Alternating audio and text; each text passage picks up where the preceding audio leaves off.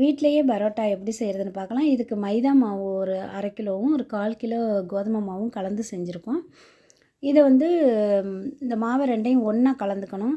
கலந்துக்கிட்டு அதில் கொஞ்சம் நடுவில் ஒரு நம்ம இந்த மாவுக்கு தேவையான அளவு உப்பு, 1 ஸ்பூன் ஜீனி, ஒரே ஒரு முட்டை, ஒரு 1/2 டம்ளர் பால் இதையெல்லாம் ஊற்றிக்கணும்.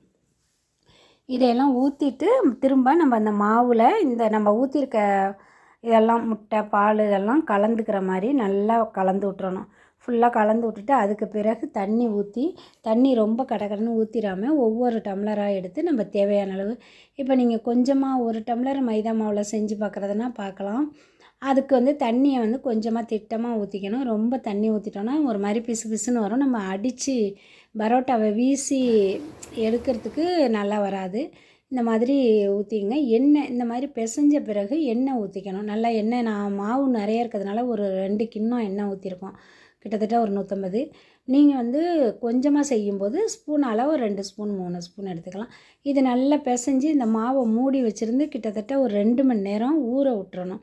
அந்த மாவு ஊறின பிறகு எடுத்து துணி ஊற வச்சு வெள்ளை துணி போட்டு நல்லா மூடி வச்சிடணும். அது ஊறின பிறகு இப்படி எடுத்தோன்னா மாவு ரொம்ப சாஃப்டாக வரும். கைக்கு இப்படி எடுத்து நம்ம கவுண்டர் டாப்பில் தான் போட்டிருக்கோம். அதை எடுத்து இப்படி தட்டி விட்டு அடித்து எடுக்கிறதுக்கு நல்லாவே வரும்.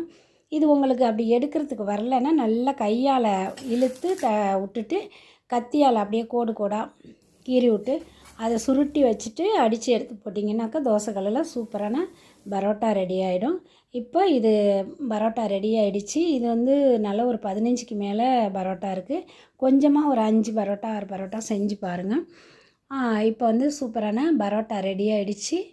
இந்த ரெசிபி பிடிச்சிருந்தால் லைக் பண்ணுங்கள், ஷேர் பண்ணுங்கள், கமெண்ட் பண்ணுங்கள். பீனிக்ஸ் பெண்கள் யூடியூப் சேனலுக்கு சப்ஸ்கிரைப் பண்ணுங்கள். தேங்க்யூ.